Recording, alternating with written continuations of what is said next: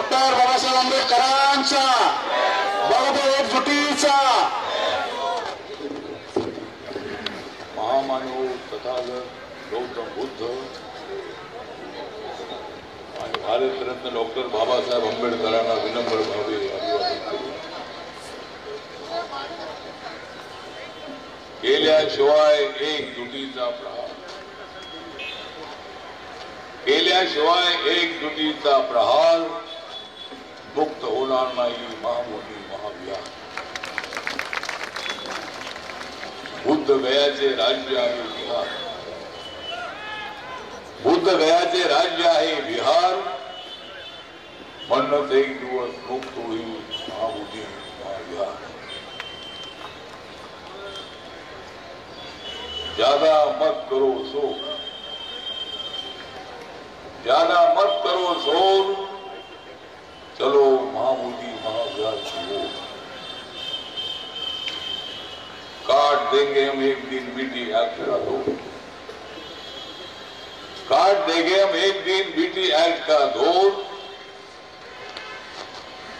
फिर जरूर मुक्त होगा महामोदी महाविहार। आजचा दिवस 14 ऑक्टोबरचा दिवस आहे। बाबासाहेब आंबेडकरांनी 14 ऑक्टोबर 1956 ला बौद्ध धम्माची दीक्षा घेतली आणि तुम्हा आम्हाला दिली। या 14 तारखेला अत्यंत महत्त्व असल्यामुळे आपल्या महाराष्ट्रातल्या मुंबईमधल्या सर्व बौद्ध नेत्यांच्या एकजुटीचा मोर्चा आज या ठिकाणी गर्दी जेवढी व्हायला पाहिजे तेवढी गर्दी दिसत नाही, तरी सुद्धा आजचा मोर्चा आपल्या एकजुटीचा। एवढे नेते एकत्र आलेले आहेत आणि एवढ्या लोकांची भाषणं ऐकल्यानंतर मला असं वाटतं की सर्व नेत्यांनी माझ्या सूचनेला प्रतिसाद दिला। काही लोक आले नाही। माननीय बाळासाहेब आंबेडकर आणि त्यांच्या कुटुंबातल्या नेत्यांनी सुद्धा यायला हवं होतं, त्याला पत्र पाठवलं होतं। आपण सर्वांनी मिळून हा विषय मार्गी लावू आणि मी मंत्री आहे आणि मी मोर्चा काढण्याची काय आवश्यकता आहे अशा पद्धतीचे प्रश्न विचारून घेऊन आहे। उलट मंत्री असताना गप्प बसलो की म्हणाले असते व हे गप्प का। त्यामुळे मंत्री असलो काय नसलो काय मी आंबेडकरी चळवळीचा वर्कर आहे का कार्यकर्ता आहे। मी मीडियालाही सांगितलं की मी शरद पवारांच्या मंत्रिमंडळामध्ये असताना मराठवाडा विद्यापीठाला बाबासाहेबांचं नाव देण्यासाठी 90 ते 94 मोर्चे काढले होते। नामांतरासाठी जे मोर्चे माझ्या पक्षाचे होते निघाले त्या मोर्चात मी सामील होत होतो। त्यामुळे आजचा मोर्चा राजकारण करण्यासाठी नाही, कुणावर टीका टिप्पणी करण्यासाठी नाही। माननीय बाळासाहेब आंबेडकर आमचे आदरणीय नेते आहेत। बाबासाहेब आंबेडकरांचे ते नातू त्यांनी सुद्धा समाजाच्या एकजुटीचा प्रयत्न करण्याचं आवश्यक आहे। आपली जी पॉलिटिकल ताकद आहे ती ताकदीनंतर बघू। धार्मिक ताकद जी आहे ती धार्मिक ताकद मजबूत करण्यासाठी बौद्ध विहाराच्या महाबोधी महाविहारासाठी आपण सर्वांनी एकत्र येण्याचं आवश्यक होतं। ऊन बरंच असल्यामुळं आपल्या लोकांकडे तशा फार मोठ्या गाड्या घोड्या नसल्यामुळं गर्दी कमी असेल, पण आपली मागणी जी आहे ती मागणी मात्र अत्यंत महत्वाची आहे। एक तर ज्या ठिकाणी गौतम बुद्धांना ध्यान बाबतीत झाली होती त्या बोधी वृक्षाच्या खाली त्यांना ज्ञान बाबतीत झाली आणि सगळ्या जगामध्ये बौद्ध धर्म जाऊन पोचलेला आहे, पाली जाऊन पोचलेली आहे, बुद्ध वंदनात जाऊन पोचलेली आहे, पंचशील जाऊन पोचलेला आहे। तुम्ही कुठल्याही देशामध्ये गेला तर त्या ठिकाणची जी प्रार्थना आहे ती प्रार्थना पाली भाषेमध्ये आहे। अनेक देशामध्ये आशिया खंडात सगळा आशिया खंड सगळा बुद्धिझमनी व्यापून टाकला होता। सारा भारत बुद्धमय होता। मंदिरं या ठिकाणची बुद्ध मंदिरं होती. नंतर हिंदू धर्माची स्थापना शंकराचार्यांनी केल्यानंतर बुद्ध धर्म बऱ्याच प्रमाणामध्ये कमी झाला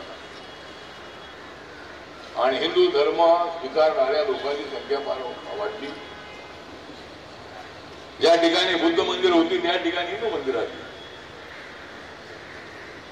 नंतर ज्या ठिकाणी हिंदू मंदिर होती त्या ठिकाणी मोगलीत आल्यानंतर तिथं मस्जिद आली. आणि आपल्याला माहित आहे की अयोध्येचा जो विषय आहे तो विषय संपला. त्या ठिकाणी हिंदू समाजाची जी भावना होती, मागणी होती, त्याप्रमाणे सुप्रीम कोर्टाने निकाल दिला. आमची अपेक्षा आहे की सुप्रीम कोर्टाने आम्हाला न्याय द्यावाच द्यावा. पण सुप्रीम कोर्टापेक्षा सुद्धा बिहारमध्ये अनेक पक्षांची सरकार होती. काँग्रेस पक्षाचं सरकार अनेक वर्ष होतं. लालू प्रसाद यादव, रबडी देवी यांचं अनेक वर्ष सरकार होतं. नितीश कुमार यांचं सरकार होतं. नंतर नितीश कुमार आणि बीजेपीचं एकत्रितपणे सरकार होतं मागच्या वेळेला. आता त्यामुळे सगळ्या पक्षांची सरकार त्या ठिकाणी होती. त्यामुळे कुठल्या पक्षाकडे वोट दाखवण्याची आवश्यकता नाही. पण कुठल्याही पक्षाची सरकार असोत पण आम्हाला न्याय मिळाला पाहिजे. कसल्याही परिस्थितीमध्ये आमच्या ताब्यामध्ये महामोदी महाविहार आलंच पाहिजे. ते आपल्या ताब्यातच आहे. त्या ठिकाणी जगभरातून जाणारे बुद्धिस्ट लोक रोज त्या ठिकाणी असतात. गयामध्ये एअरपोर्ट आहे. अनेक विमानं त्या ठिकाणी येतात. महाराष्ट्रातून देशभरातून त्या ठिकाणी बौद्ध बांधव त्या ठिकाणी अनेक वेळेला जात असतात. त्यामुळं त्या ठिकाणी दुसरी हिंदू धर्माची पूजा आज करणं योग्य नाही. बाजूला हिंदू मंदिर आहे त्या ठिकाणी करायला पण ज्या 5 भिक्खूंना कारण त्या ठिकाणी गौतम बुद्धांनी दिशा दिली. बौद्ध धर्म जो आहे त्यांना ज्ञान प्राप्ती झाल्यानंतर त्या 5 भिक्खूंकडे आणि ते भिक्खू ब्राह्मण होते. पूर्वीचे ब्राह्मण होते पण त्यांनी बौद्ध धर्म स्वीकारला होता. आणि त्या 5 भिक्खूंना सिद्धार्थ गौतम बुद्धांनी सिद्धार्थ बुद्ध झाल्याच्या नंतर त्यांना तो धर्म सांगितला आणि त्यांच्या माध्यमातून हा धर्म सगळ्या देशामध्ये अनेक ठिकाणी जाऊन पोचला. पण 300 वर्षानंतर सम्राट अशोक झाले. ओडिसामध्ये भुवनेश्वरच्या बाजूला कलिंग आहे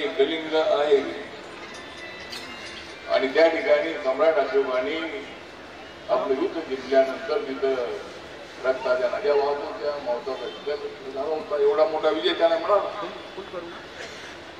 हे सगळं बघून त्यांचं मन अस्वस्थ झालं आणि सम्राट अशोक हे बुद्ध झाले. त्यांच्यानंतर हा बुद्ध धर्म सगळ्या जगभरामध्ये जाऊन पोचलेला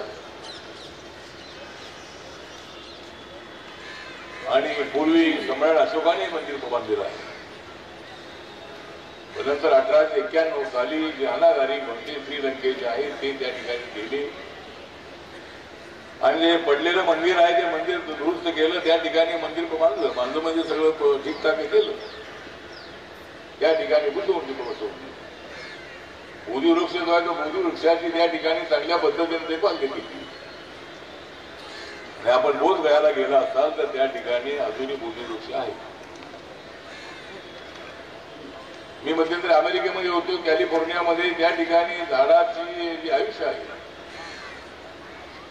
तिथल्या वन खात्याच्या अधिकाऱ्यांना विचारलं. ते म्हणाले की या झाडाचं आयुष्य हे झाड 2000 वर्षापासून